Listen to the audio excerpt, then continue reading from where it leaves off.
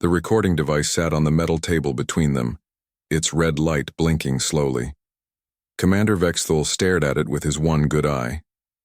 His other eye was gone, replaced by a crude metal implant that whirred softly when he moved his head. The left side of his face bore deep scars that ran from his temple to his jaw. His left arm ended at the elbow, replaced by a basic mechanical limb that clicked when he moved it. Lieutenant Colonel Zarkan adjusted his uniform and checked his notes. The interview room was cold and sterile, like everything else in the Coalition. Military Academy on Kepler Prime. 15 years had passed since the end of the Terran War, but veterans like Vexthul still carried its marks. "State your name and rank for the record," Zarkan said, his voice formal. Vexthul shifted in his chair. The metal prosthetic leg made a grinding sound. "Commander Vexthul, formerly of the 47th Assault Legion, Coalition Defense Forces. Retired, due to combat injuries sustained during the Terran campaign. You served 3 full rotations in human space during the war. The Historical Archive Division wants to record your experiences for future military training. Are you willing to share your account?" Vexthul was quiet for a long moment. His mechanical fingers drummed against the table. "You want to know about fighting humans, about what it was really like out there?" "That is correct. The younglings in your classes, they think they understand war. They study battles and tactics, and glory. They do not understand what humans are." Vexthul leaned back in his chair. "They do not understand what we faced." Zarkan made a note on his pad. "Please begin with your first encounter with human forces." Vexthul closed his good eye. When he opened it again, he seemed to be looking at something far away. Nueva Vista, a mining world on the edge of their space. Small colony, maybe 50,000 humans. We thought it would be easy. He paused, his mechanical hand opening and closing slowly. "The Coalition High Command told us humans were primitives. Violent, yes, but stupid. They said humans had barely learned to fly between stars.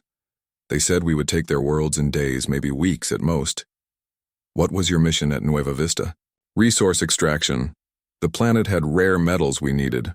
Our orders were simple: land, secure the mining facilities, relocate the human population to holding areas, standard occupation procedure." Vexthul made a sound that might have been a laugh, but there was no humor in it. "We brought 2,000 troops, elite soldiers, the best equipment, orbital support, against 50,000 farmers and miners." Zarkan leaned forward. "What went wrong?" "Everything." Vexthul stared at the recording device. "We landed at dawn. Perfect weather. No resistance at the landing zones. The human settlements looked empty.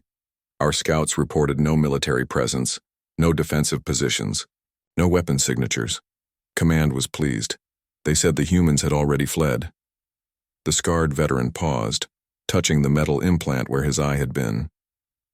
"Captain Jake Morrison commanded their defense forces. We knew his name from intercepted communications. Just a local militia leader. Former soldier, but nothing special. The intelligence report said he had maybe 200 fighters under his command, farmers with hunting rifles. But that assessment was wrong?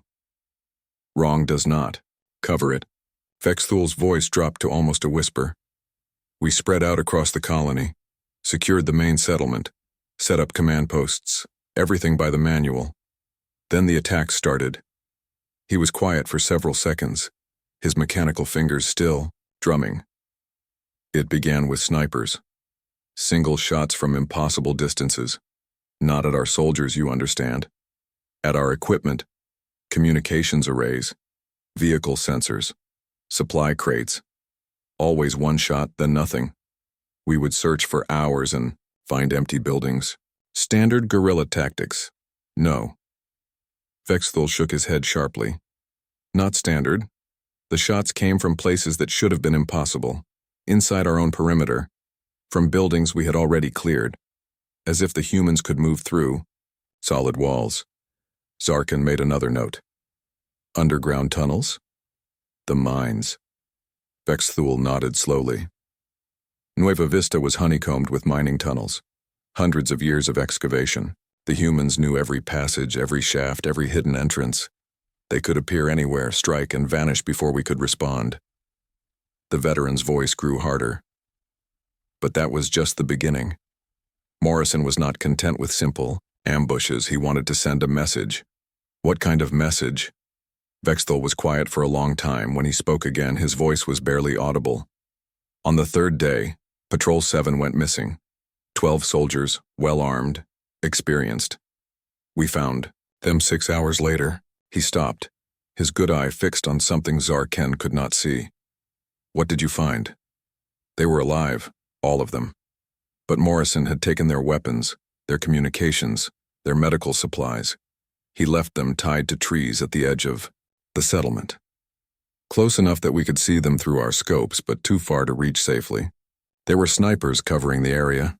Vexthul's mechanical hand clenched into a fist. Morrison had cut off one finger from each soldier, just one finger, not to cripple them permanently, but to show us what he could do.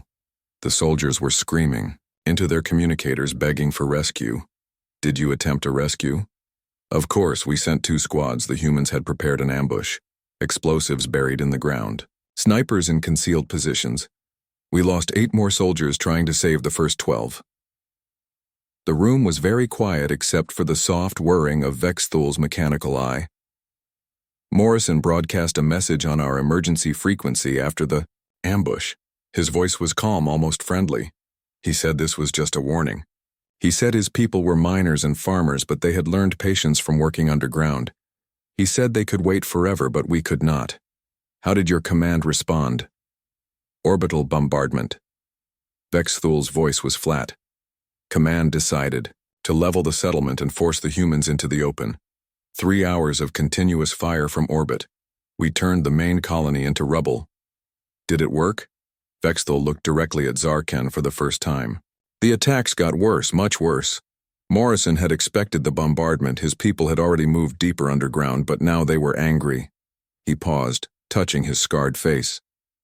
That night they hit our command post. Somehow they had infiltrated our perimeter without triggering any alarms. They did not try to kill our officers. Instead, they left packages in our sleeping quarters. Small explosive devices with timers, set to go off at random intervals over the next week. Psychological warfare. Terror, Vexthul corrected. Pure terror. We could not sleep. Every sound might be a bomb. Every shadow might hide an enemy. Our soldiers started shooting at their own shadows.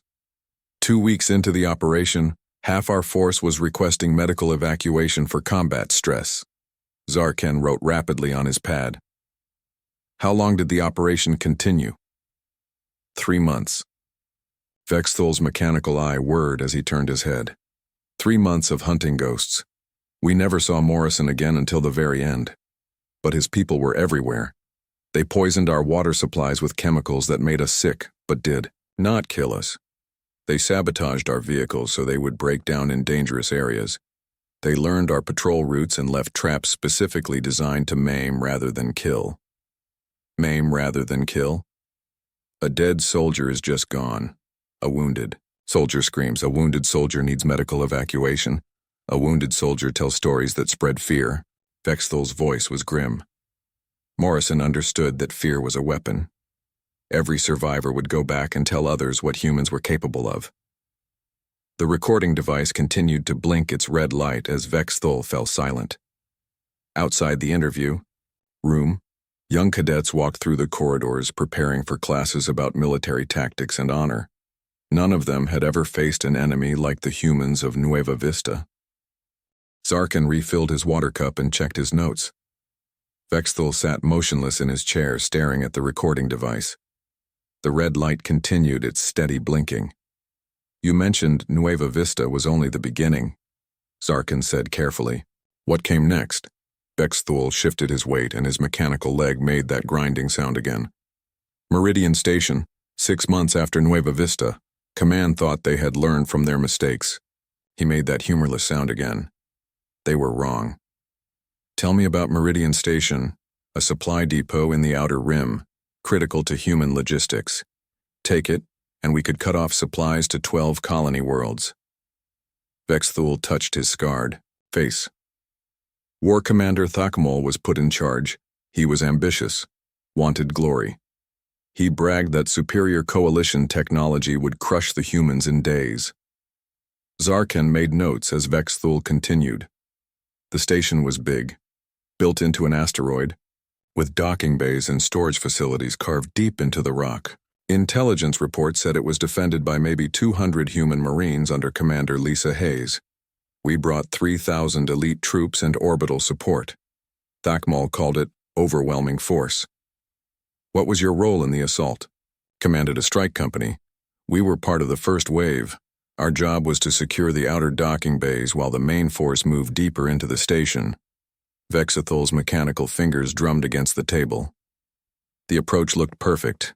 No defensive fire, no resistance. The docking bays were empty. Another trap? Trap is too simple a word. Vexthul was quiet for a moment. Hayes had turned the entire station into a weapon. Every corridor, every room, every system. The humans did not just defend Meridian Station. They became it. Zarkan leaned forward. Explain. We landed in the main docking bay without incident, secured the area according to procedure. Then my communications officer tried to contact the command ship. Vexthul paused. Nothing. Complete. Signal blackout. The humans had somehow blocked all transmissions from inside the station. Jamming equipment? More than that. They had reprogrammed the station's own communication array. Every signal we sent was redirected, scrambled, or used to track our positions. Vexthul's good eye focused on something beyond the interview room. Hayes was listening to everything we said. She knew our plans before we did. The scarred veteran continued. We moved deeper into the station, standard breach and clear tactics, but the corridors were wrong. Passages that should have led to... The command center dead-ended into walls. Service tunnels that appeared on our maps did not exist. The humans had rebuilt sections of the station specifically to confuse invaders. Maze tactics. Worse, active environmental warfare. Vexthul's voice grew harder. Hayes had rerouted the life support systems.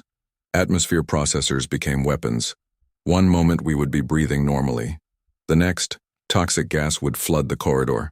Not enough to kill quickly, but enough to make us sick and confused. Zarkan wrote rapidly. How did your forces respond? Panic.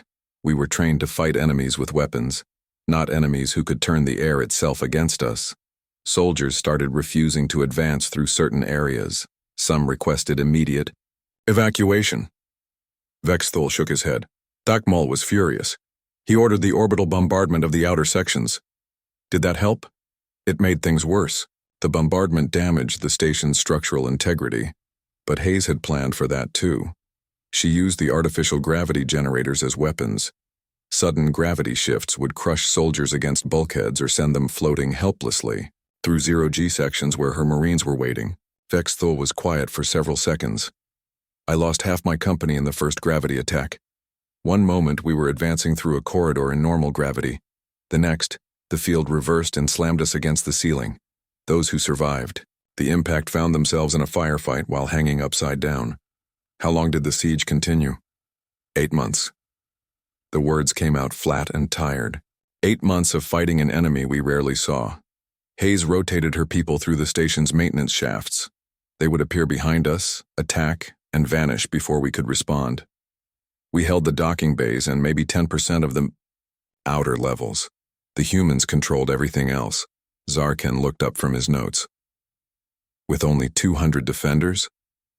Hayes was not just defending. She was hunting. Vexthul's mechanical eye whirred as he turned his head. Every night, she led raids into our secured areas. Small groups of Marines would infiltrate our positions, take prisoners, and disappear. For interrogation? No. Vexthul's voice dropped to a whisper. For demonstration? Hayes would capture coalition soldiers and force them to perform impossible tasks. She made them crawl through damaged sections of the station without protective gear. She made them repair systems while under fire. She was showing us that humans could survive conditions that would kill us. The veteran paused, touching the metal implant where his eye had been. The worst part was that she kept the prisoners alive, fed them, treated their injuries. Then she would release them back to us with messages. What kind of messages? Challenges. Hayes would send soldiers back with written notes describing exactly how she planned to attack us next. She told us which systems she would sabotage, which routes she would block, which areas she would flood with toxic gas, and we could never stop her. Zarkin made more notes. Why did she reveal her plans? Psychology. She wanted us to know that even when we knew what was coming, we could not prevent it. Vexthul's mechanical hand clenched. Hayes understood that helplessness was worse than surprise. Fear of the known can be more destructive than fear of the unknown. How did the siege end? Vexthul was quiet for a long time. When he spoke again, his voice was barely audible. Thakmol challenged Hayes to single combat. Personal honor duel. Winner takes the station. Did she accept? Yes. Hayes met Thakmol in the central command chamber. No weapons except what they could carry. No armor except basic protective gear. Vexthul touched his scarred face again. She knew she would lose. Thakmol was bigger, stronger, better trained in combat, but she accepted anyway. Why? Time. The duel bought her people time to prepare their final surprise. Vexthul's good eye closed. Hayes fought well, better than expected. But Thakmol killed her after 20 minutes. He was celebrating his victory when the station's self-destruct sequence activated. Zarkin stopped writing. Self-destruct? Hayes had rigged the station's fusion reactor to overload, not just the station, but everything within 50 kilometers. Our command ships were too close, drawn in by the promise of quick victory. Vexthul opened his eye. The explosion took out a third of our orbital fleet. 3 capital ships and their escorts. 12,000 coalition personnel, including War Commander Thakmol. He survived long enough to understand what Hayes had done, long enough to realize that she had sacrificed herself to kill as many of us as possible. Vexthul's voice was grim. Her last act was not surrender or negotiation. It was mutual destruction. The recording device continued its steady blinking as both aliens sat in silence. Through the walls of the interview room, they could hear the distant sounds of cadets drilling in the academy courtyard. Young voices calling out military commands, preparing for wars they could not imagine. After Meridian Station, Vexthul said finally, coalition forces began showing symptoms of combat stress disorder. Soldiers who had never questioned orders started refusing missions. Veterans requested transfers away from human space. The enemy we faced did not follow any rules. Of warfare we understood. What made them so different? They fought like they had nothing to lose because they believed they had nothing to lose. Every battle was their last battle. Every defense was their final defense. Vexthul looked directly at Zarkin. Hayes died knowing she would never see her victory. But she also died knowing that her death would hurt us more than her life ever could. Zarkin glanced at his chronometer. They had been talking for 3 hours, but Vexthul showed no signs of fatigue. If anything, the scarred veteran seemed more alert as he delved deeper into his memories. The war was turning, Zarkin said, consulting his notes. Coalition forces were reporting heavy losses and low morale. What was the High Command's response? Vexthul's mechanical fingers stopped drumming. They declared victory, announced that Admiral Ben Carter was dead and human naval resistance was broken. He paused. They were celebrating when the ghost ships appeared. Ghost ships? Admiral Carter's final weapon. His last gift to humanity. Vexthul's good eye focused on the recording device. For 6 months we believed Carter was dead.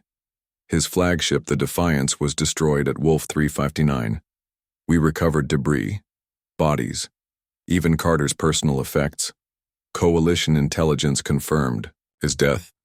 Zarkin made a note, but he survived, more than survived. He planned. Vexthul's voice grew quiet. Carter had faked his death. While we celebrated, he was converting damaged human vessels into unmanned weapons. Ships that could fight without crews. Ships that thought like humans but felt no fear, no pain, no mercy. The veteran touched his metal implant. The first ghost ship appeared at Kepler Station, a human cruiser that should have been scrap metal. It moved wrong. Too fast, too precise.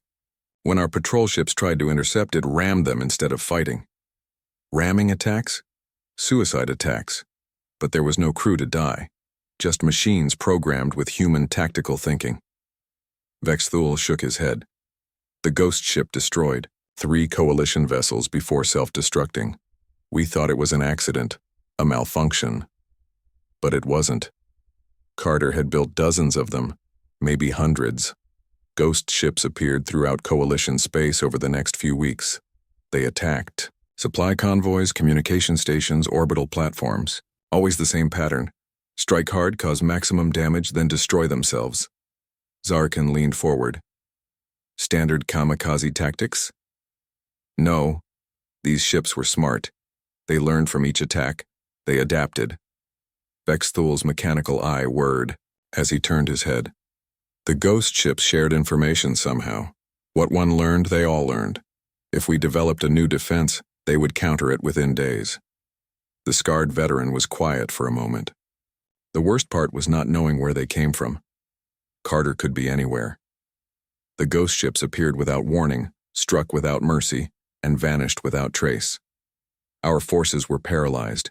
Every ship that appeared on sensors might be another ghost. How did coalition forces respond? Panic, confusion, retreat. Vexthul's voice was flat. Admiral Kethvar ordered all coalition fleets to fall back to defended positions. No more offensive operations. No more raids into human space. We went from attackers to defenders overnight. Zarkin wrote rapidly. The ghost ships were that effective? They were not just destroying our ships. They were destroying our minds. Vexthul touched his scarred face. Carter understood that fear spreads faster than any weapon. Every ghost ship attack was broadcast across coalition networks. Every suicide run was recorded and analyzed. Our own intelligence services were spreading. Terror for him. The veteran paused, his mechanical hand opening and closing slowly. But Carter was not content with hit-and-run attacks. He wanted to send a message. He wanted us to understand what we were really fighting. What kind of message? The ghost. Ships began targeting civilian installations, not to kill civilians, but to demonstrate human capabilities. Vexthul's voice grew darker. A ghost ship would appear at a coalition colony, disable the orbital defenses, and broadcast a message to the population, the same message every time. What did it say? Vexthul closed his good eye. Admiral Ben Carter, Human Colonial Navy, to all coalition citizens. You are not our enemy. Your leaders are. End this war, and we will spare your worlds. Continue this war, and we will visit every coalition planet. The choice is yours. Psychological warfare aimed at coalition civilians? More than that. Carter was offering terms, not surrender, but negotiation. He was showing coalition citizens that humans could destroy their worlds but chose not to. Vexthul opened his eye. Many colonies began demanding peace talks. Some even refused to support coalition military operations. Zarkin made more notes. How did the High Command react? They ordered a massive hunt for Carter's base of operations. Every intelligence asset was directed to find him. We tracked ghost ship movements, analyzed their attack patterns, monitored all communications. Vexthul's mechanical fingers resumed, their drumming. It took 8 months, but we finally located him. Where was he hiding? Asteroid field in the Vega system. Carter had hollowed out a large asteroid and turned it into a mobile command center. He had been living there for over a year, coordinating the ghost ship attacks. Vexthul paused. When we found him, he was alone. Alone? No crew, no support staff. Just Carter, a few automated systems, and enough supplies to last for years. The veteran's voice grew quieter. He had been living on recycled air and synthetic food, sleeping in a cramped compartment, working 18-hour days. All to keep the ghost ships operational. Zarkin looked up from his notes. Why didn't he retreat when you found him? He could. Not retreat. Carter had integrated himself into the ghost ship network. He was not just commanding them. He was connected to them. If he left, the entire system would collapse. Vexthul touched his metal implant. He chose to stay and fight. What happened when Coalition forces boarded the asteroid? Carter fought like a demon. He had rigged the entire facility with traps and defenses. Explosive charges, automated turrets, toxic gas dispensers. He turned every corridor into a killing ground. Vexthul's voice was grim. 12 elite commandos died trying to reach him. Carter killed them with improvised weapons and jury-rigged explosives. How did he finally die? We cornered him in the command center. He was wounded, exhausted, out of ammunition, but he kept fighting. Vexthul was quiet for several seconds. I was there when we found his body. He had used his last explosive charge to destroy the ghost ship control systems, made sure we could not capture his technology. The veteran touched his scarred face. Before he died, Carter carved a message into the asteroid wall. Used his own blood as ink. It said, "We will never stop fighting." What happened to the ghost ships after Carter's death? They kept operating for 3 more days. Then they all self-destructed simultaneously. Every single one. Carter had programmed them to die with him. Vexthul's mechanical eye whirred. In his final moments, he denied us even the satisfaction of capturing his weapons. Zarkan set down his writing pad. Coalition forces had won a victory. Victory? Vexthul made that humorless sound again. We had killed 1 human and destroyed maybe 50 ghost ships, but Carter had tied down our entire fleet for a year. He had turned Coalition space into a battlefield with nothing but scrap metal and computer programs. The scarred veteran leaned back in his chair. More importantly, Carter had shown other humans what was possible. After his death, similar attacks began throughout the war zone. Other human commanders started using unmanned weapons. The ghost ship concept spread like a virus. The humans learned from Carter's example. They always learn. That is what makes them so dangerous. Vexthul stared at the recording device. Carter was just one man with limited resources, but he fought the entire Coalition fleet to a standstill. He did it alone, in a hollowed-out rock, eating synthetic food and breathing recycled air.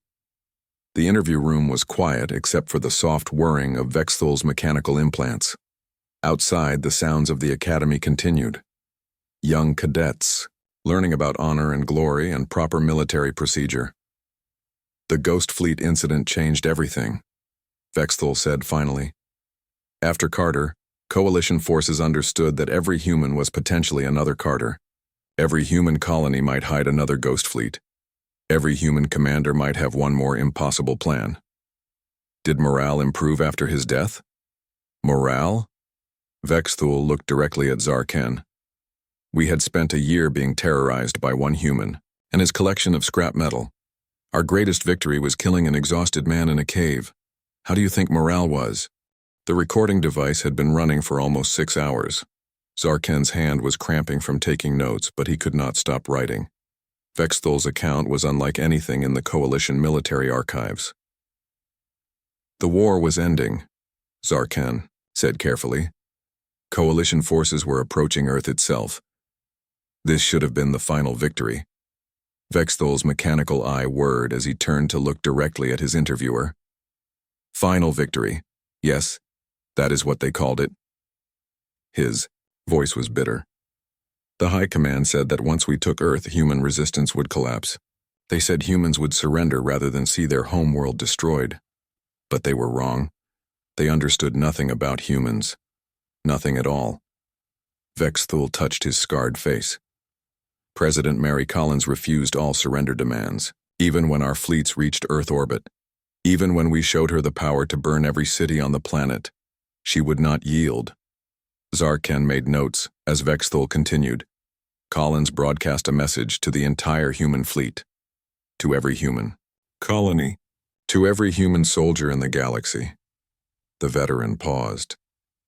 She said that Earth was humanity's first home and would be their last stand. She said that humans would fight with everything they had, and if they died, they would die free. Standard. Defiance rhetoric? More than rhetoric, Collins meant every word. Vexthul's mechanical fingers drummed against the table. The battle for Earth was not a battle. It was mutual massacre. Humans fought with military forces. Civilian volunteers, children barely old enough to hold weapons. They turned every city into a fortress, every building into a bunker. The scarred veteran was quiet for a moment. I was part of the landing force assigned to North America. We expected organized resistance from human military units. Instead, we found entire populations ready to fight. Civilian combatants? Everyone was a combatant. Doctors who tried to poison our wounded. Teachers who rigged schools with explosives. Children who carried bombs disguised as toys. Vexthul's voice grew darker. The humans had spent months preparing Earth for siege. Every citizen knew their role in the defense. Zarkan looked up from his notes. How did coalition forces respond to fighting civilians? Confusion. Horror. Many soldiers refused orders to fire on children. Others broke down completely when faced with defending positions against elderly humans armed with kitchen knives. Vexthul shook his head. We were trained to fight armies, not entire civilizations. The veteran touched his metal implant. The breakthrough came when Marine Sergeant Dan Brooks led a suicide mission against our command ship. He had maybe 30 fighters with him, teenagers and old people. They captured a damaged coalition transport and used it to breach our orbital defenses. How did they penetrate orbital security? Brooks transmitted coalition identification codes while broadcasting a surrender message. Our sensors showed a damaged transport requesting permission to dock with wounded prisoners aboard.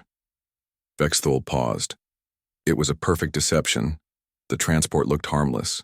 The humans aboard appeared to be injured and helpless. But it was another trap? Brooks and his people were not trying to capture the ship. They were not trying to gather intelligence or rescue prisoners. Vexthul's voice dropped to a whisper. They were there to die, to take as many of us with them as possible. Zarkan set down his writing pad. What happened? Brooks led his people straight to the reactor core. They had shaped charges, improvised explosives, even personal weapons rigged to overload. While coalition security was still trying to process their surrender request, the humans began their attack. Vexthul closed his good eye. I was on the bridge when the reactor went critical. The ship was destroyed. The entire command fleet. Brooks had not just overloaded one reactor. He had somehow triggered a chain reaction that spread to nearby vessels. The veteran opened his eye. Admiral Kethvar died along with half the coalition. High Command. 30,000 personnel lost in less than 10 minutes. Zarkan wrote rapidly. A significant military victory for the humans. Victory. Vexthul made that humorless sound. Brooks and everyone with him died in the explosion. They knew they would die. They planned to die. Their victory was measured in how many of us they could kill. The recording device continued its steady blinking as both aliens sat in silence. Through the interview room walls, they could hear the distant sounds of academy life. Young voices calling out responses to instructors, learning about honor and military tradition. After the command ship incident, coalition morale collapsed completely. Vexthul said finally. Our soldiers were fighting an enemy that included every human on the planet. Men, women, children, elderly, all willing to die rather than surrender. How did the war end? High Command declared victory and immediately ordered withdrawal from all human space. Vexthul's mechanical hand clenched into a fist. They said human military leadership was eliminated and organized resistance was broken. Technically true. There were no human generals left alive to formally surrender. But the humans had not actually surrendered. Surrendered? Vexthul looked directly at Zarkan. Collins died defending the presidential bunker. Brooks died destroying our fleet. Every human military leader died fighting. But before they died, they made sure their people understood what to do next. The veteran paused, touching his scarred face. The last human transmission from Earth was a recording made by a child, maybe 10 years old. She said that humans would remember this war forever. She said they would rebuild, and when they were strong enough, they would come looking for us. An empty threat from a defeated enemy? Empty? Vexthul's voice grew hard. That child was broadcasting from the ruins of Earth's capital while coalition ships burned overhead. She had watched her entire world die and she was still defiant, still planning for the future, still threatening us. Zarkan made more notes. Coalition forces withdrew because of low morale? Coalition forces withdrew because they understood what they were really fighting. Vexthul leaned forward. We thought we were conquering primitives. We discovered we were fighting evolution's perfect survivors. Every human is a potential soldier. Every human settlement is a potential fortress. Every human defeat is just preparation for more creative forms of resistance. The scarred veteran was quiet for several seconds. The coalition won every major battle. We destroyed human fleets, occupied human worlds, killed human leaders, but we lost the war. How can you lose a war you won? Because winning cost us everything. Vexthul's mechanical eye whirred. Half our fleet was destroyed. Our best officers were dead. Our soldiers were broken by combat stress. Our civilians were demanding peace at any cost. The humans were defeated, but they had made victory impossible to enjoy. Zarkan looked up from his notes. What happened after the withdrawal? Humans began rebuilding immediately. Intelligence reports show they have restored their industrial capacity and are expanding into new systems. Vexthul touched his metal implant. They remember everything. Every battle, every defeat, every lesson learned. They are preparing for the next war. Will there be a next war? There will always be a next war with humans. They do not forget. They do not forgive. They do not stop. The veteran's voice was grim. The coalition created its own worst enemy. We turned humans from scattered colonists into a unified military force dedicated to our destruction. Zarkan set down his writing pad completely. What advice would you give to young officers who might face humans in future conflicts? Vexthul was quiet for a long time. When he spoke, his voice was barely audible. Do not fight them. Do not threaten them. Do not even approach their space. He looked directly at the recording device. Humans are not just another species. They are war-made flesh. They do not fight wars. They become war itself. The scarred veteran stood slowly, his mechanical leg grinding against the floor. This interview is being broadcast as a warning to other species considering expansion into human space. Learn from our mistakes. The coalition thought we were fighting primitives. We discovered we were fighting evolution's most successful predators. Vexthul moved toward the door, then stopped. We declared victory over humanity 15 years ago. Since then, 3 coalition colonies have been abandoned due to technical difficulties. 7 merchant vessels have disappeared near human space. 12 intelligence operatives have vanished while monitoring human activities. Are you suggesting humans are responsible?